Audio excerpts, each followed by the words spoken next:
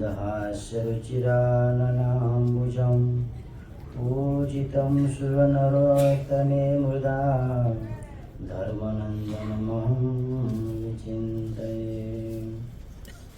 श्री अक्षरधामाधिपति श्री स्वामी बापा भगवते नमो नमः।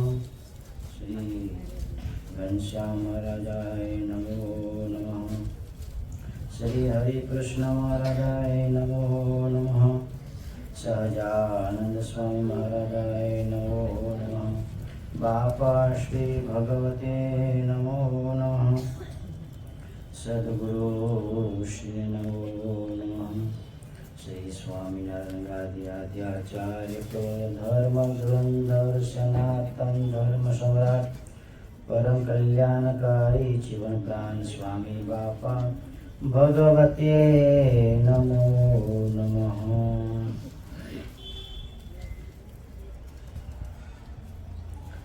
स्वामीनारायण हरे। आचमन 9 भक्तिमो नर्तरूप अहम ममत्व। ભગવાનની ભક્તિ કરવા માટે આપણને ભગવાનની કૃપારૂપી એવો મનુષ્ય જન્મ મળ્યો છે કે તે દેવોને પણ દુર્લભ છે। એ મનુષ્ય જન્મ પામીને આપણે ભગવાનની ભક્તિના માર્ગે ચાલ્યા છીએ। એ આપણા ઉપર ભગવાનની સવિશેષ દયા છે। પરંતુ જો સાચો વિચાર ન હોય તો ભક્તિમાં પણ ગુંડાઈનો ભાગ ભળી જાય। તો ભક્તિ કરવાની વાત એક બાજુ રહી જાય ને ખોટી ખેતાન ઊભી થાય। આ બધું થવાનું કારણ અહમમત્વ છે। આ વાત સમજાવવા માટે ગુરુદેવ સ્વામી બાપા ભક્તિ નિધિના 8મા કડવાનો ઉલ્લેખ કરતા કહે છે કે ભક્તિમાં પણ ભર્યા છે ભેદજી, જન્મન પામે છે ખેદજી। એકબીજાનો કરે છે ઉચ્છેદજી, તે તો નથી કે ઉર નિર્વેદજી। નિર્વેદ વિના ખેદ પામે કરે છે ખેતાન। નંદે વંદે છે એક એકને, એ સૌ થાય છે હેરાન। શ્રી નિષ્કુળાનંદ સ્વામી કહે છે કે ભક્તિમાં પણ ભેદ ભર્યા છે। તેમાં પોતપોતાની સમજણ પ્રમાણે એકબીજાની નિંદા કરવામાં તત્પર રહે છે। આમ ખેતાન કરતા એક જણ વંદન કરે છે તો બીજો નિંદા કરે છે। પરંતુ જો નિષ્કામ થઈને ભક્તિ કરે અથવા ભગવાનને સતપુરુષ જે માર્ગ બતાવે તે પ્રમાણે ભક્તિ કરે તો કોઈ પણ પ્રકારનો ખેદ ઉભો થાય જ નહીં।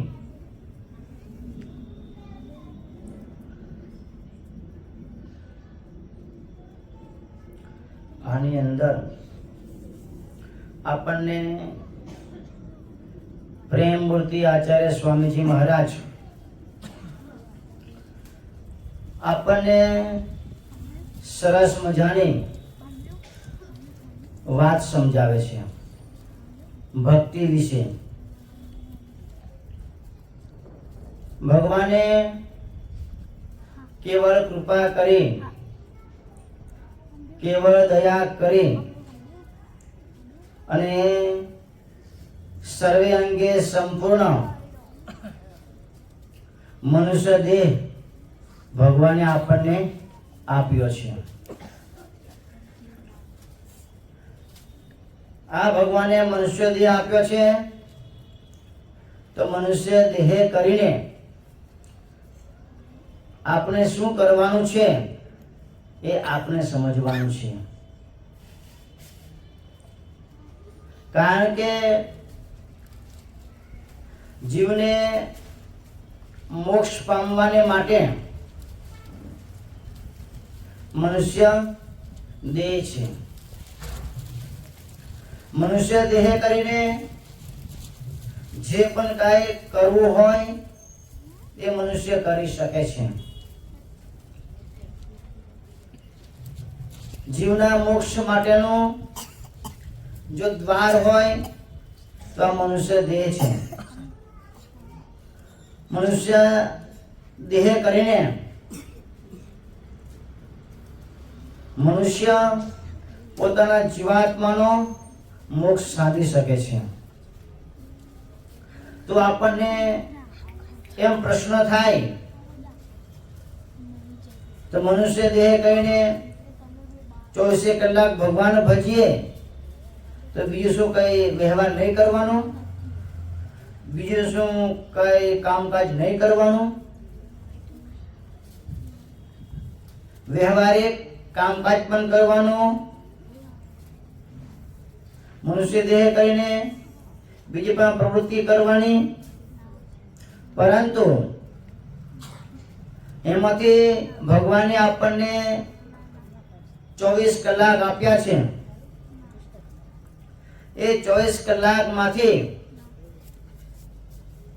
ફક્ત જો 1 કલાક ભગવાનની ભક્તિ કરવામાં જો આવે તો એનું બેલેન્સ ચડતું જતું હોય છે ભક્તિનું.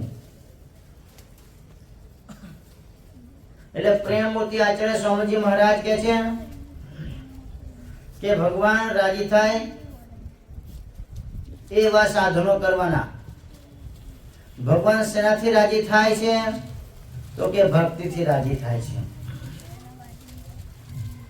એટલે પ્રેમમૂર્તિ આચાર્ય સ્વામીજી મહારાજ ભક્તિ ઉપર વધુ ભાર મૂકે છે. કારણ કે આ જગતમાં કેટલાય મનુષ્યો છે. બધાય મનુષ્યો પોતાની શક્તિ અનુસાર કોઈ જે દેવ માનતા હોય, ગમે તેને માનતા હોય, દેવની આગળ જપ કરતા હોય, તપ કરતા હોય, માળા કરતા હોય, ઉપવાસ કરતા હોય, જપ તપ યજ્ઞ બધું કરતા હોય.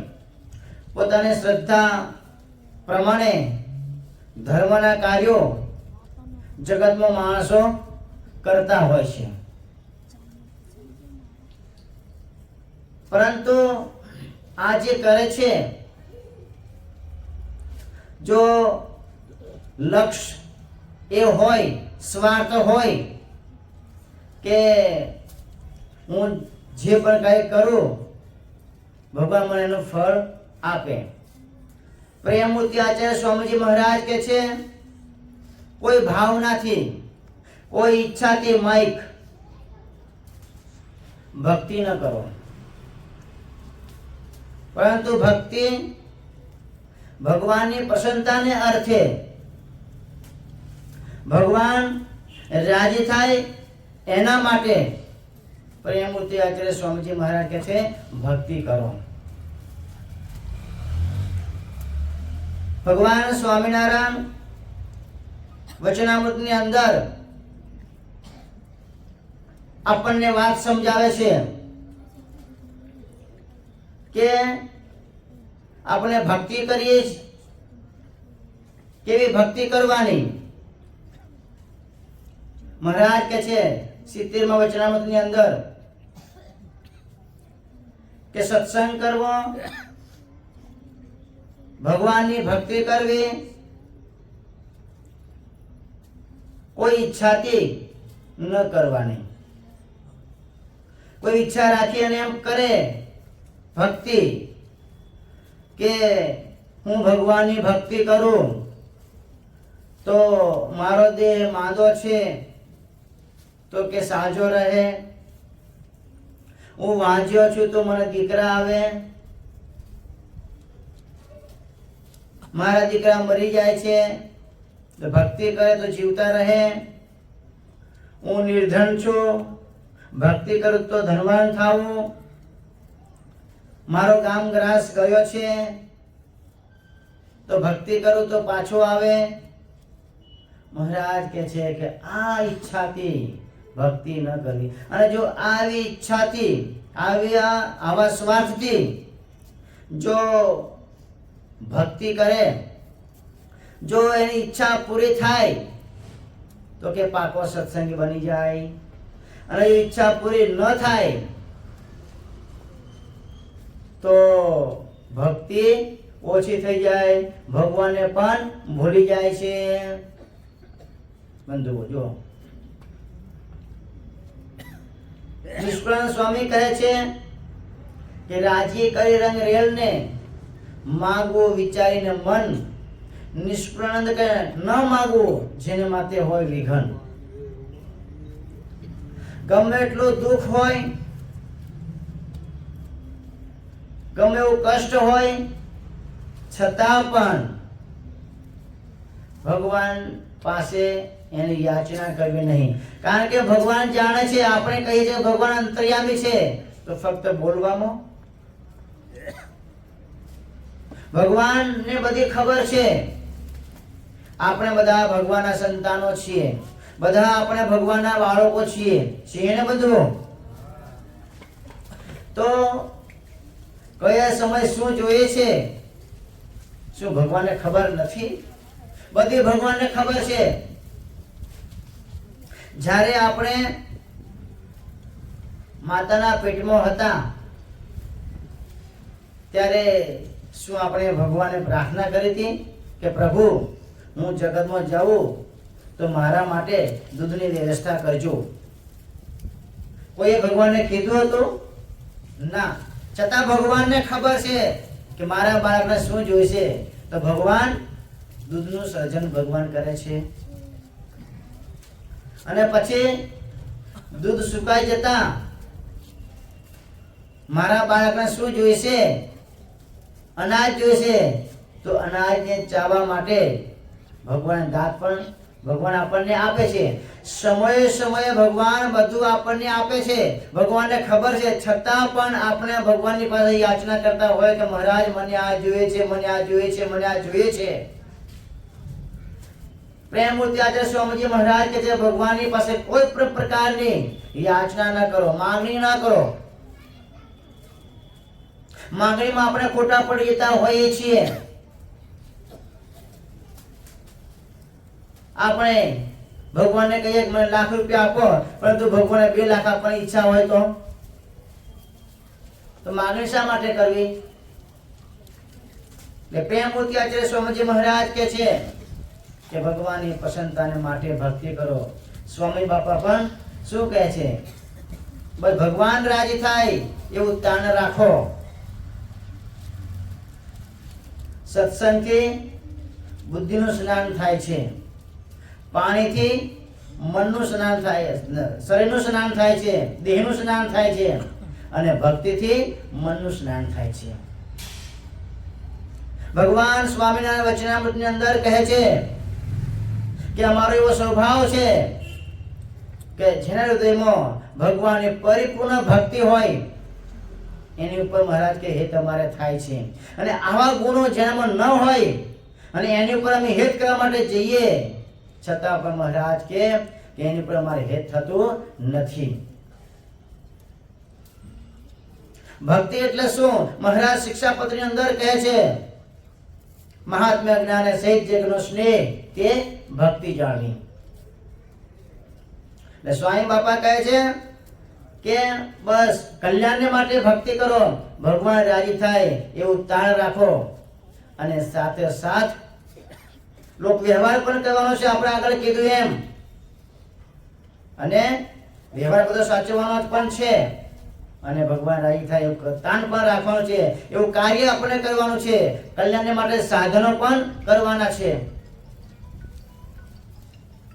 નરસિંહ મહેતા હતા જૂનાગઢના, ભગવાનના પરમ ભક્ત, વ્યવહારે દુર્બળ, પરંતુ ભગવાનની ભક્તિમાં શ્રીમંત હતા. એક વખત નરસિંહ મહેતા જ્યારે પણ ભગવાનની ભક્તિ કરવા માટે બેસી જાય ત્યારે ભગવાનને અવશ્ય નરસિંહ મહેતાને દર્શન દેવાને માટે ભગવાનને અવશ્ય આવવા પડતું હતું. એક વખત નરસિંહ મહેતાને પૈસાની જરૂર પડી. 60 રૂપિયા કોકની પાસેથી ઓછીના લઈ આવ્યા અને ગીરવે પોતાનો જે કેદારો રાજ એ થાપણ તરીકે ત્યાં મૂકી આવ્યા કે જ્યાં સુધી હું પૈસા ભરપાઈ ન કરું ત્યાં સુધી હું કેદારો રાગ ગાઈશ નહીં. થોડો સમય પસાર થયો અને એક દિવસ માંડલિક રાજા નરસિંહ મહેતાને કહે છે, હે નરસિંહ મહેતા, તું આ પથ્થરના પૂતળા પૂજે છે એમાં શું ભગવાન છે?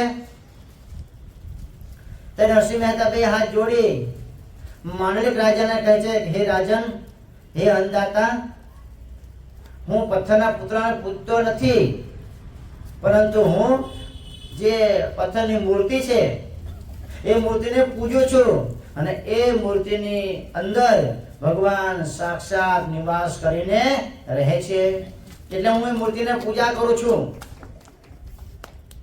ત્યારે માંડલિક રાજા કહે છે, સત્તાના મતથી, ભાઈ જેની પાસે સત્તા હોય ને, તાકાત બહુ હોય, જોર બહુ હોય, એટલે સત્તાના મતથી માંડલિક રાજા કહે છે કે જો આ પથ્થરના પૂતળામાં જો ભગવાન બિરાજમાન હોય, ભગવાન બિરાજતા હોય, તો આવતીકાલે સવારે તને ફૂલનો હાર પહેરાવે.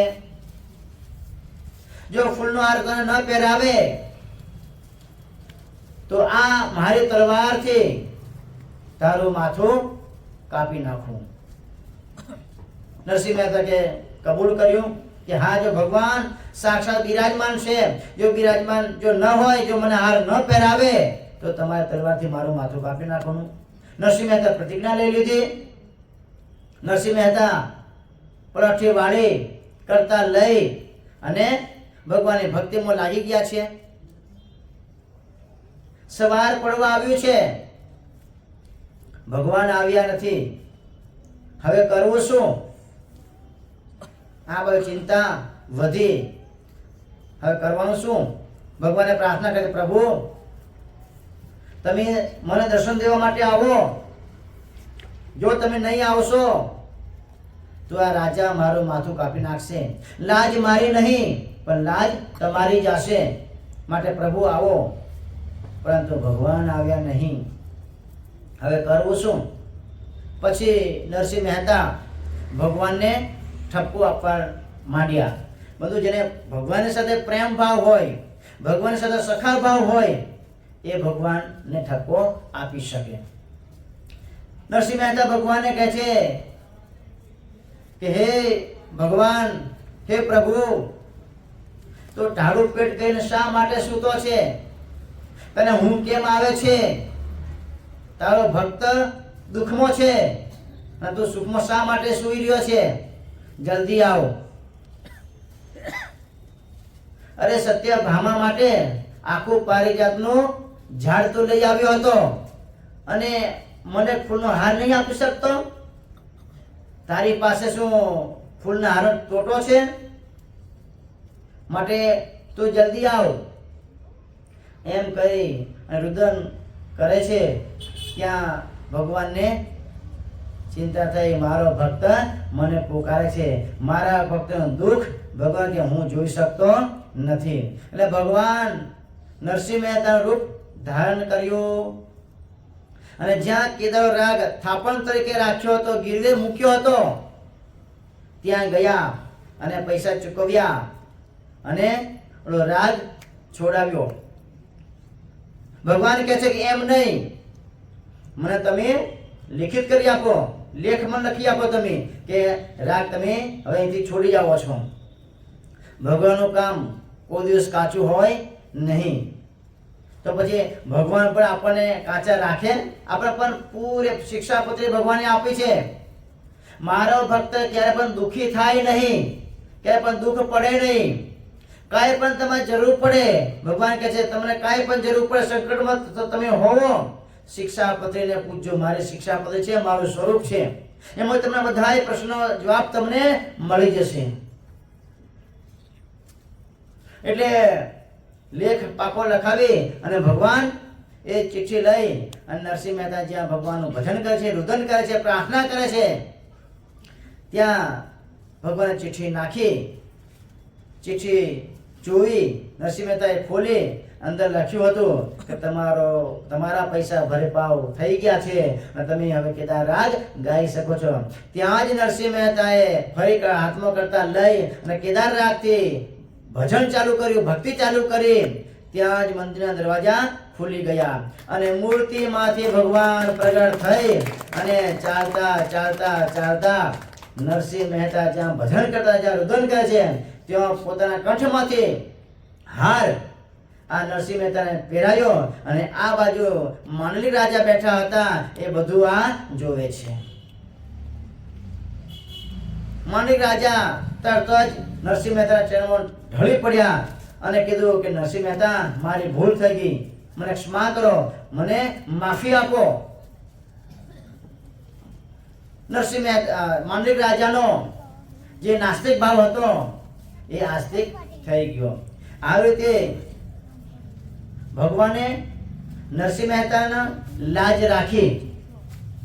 અત્યારે પણ ભક્તોની લાજ ભગવાન રાખતા હોય છે.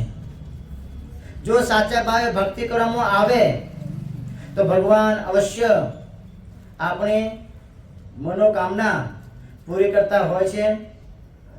એટલે આપણે બધા ભગવાન બાપા, સ્વામી બાપાને પ્રાર્થના કરીએ કે બસ આપ જેવા અમને કરવા માટે માંગો છો એવા અમે બનીએ અને આપણને વધુને વધુ રાજી કરતા રહીએ, એવી ભગવાન બાપા, સ્વામી બાપાના ચરણમાં પ્રાર્થના કરીએ. અને આજે જે ભગવાન બાપા, સ્વામી બાપાને રાજી કરવાને માટે, પ્રસન્ન કરવાને માટે જે ભક્તો આજના જે સભાના યજમાન બન્યા છે, એમને ભક્તોને એવી ઈચ્છા કે ઉત્તરાયણનો તહેવાર પણ નજીક આવે છે, તો અમારે પણ સભા કરાવવાની છે. તો આજની સભાના જે યજમાન છે સુનિલ કુમાર હેમરાજભાઈ ચોટલિયા, સુરત, એમનું નિમિત્ત છે કે પુત્ર કીર્તન અને પુત્રી નેત્રા એમના અભ્યાસમાં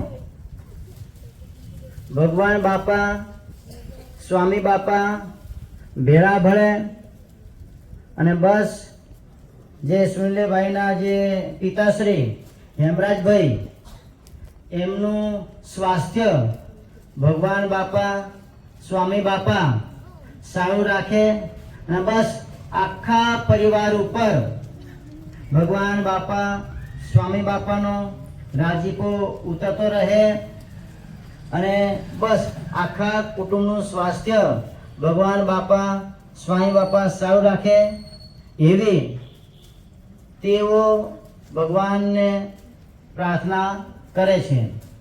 પછી સભાના બીજા યજમાન છે ફાલ્ગુનીબેન નરેન્દ્રભાઈ પૂજારા, એમનું નિમિત્ત છે પતિ નરેન્દ્રભાઈને ધામમાં ગયા આ ચાલુ વર્ષે 28/5 તે દિવસે 5 વર્ષ આ વર્ષે પૂરા થાય છે. તો બસ એ નરેન્દ્રભાઈને પણ વધુને વધુ ભગવાન બાપા, સ્વામી બાપા પોતાની મૂર્તિનું સુખ આપે અને પુત્ર પંકજ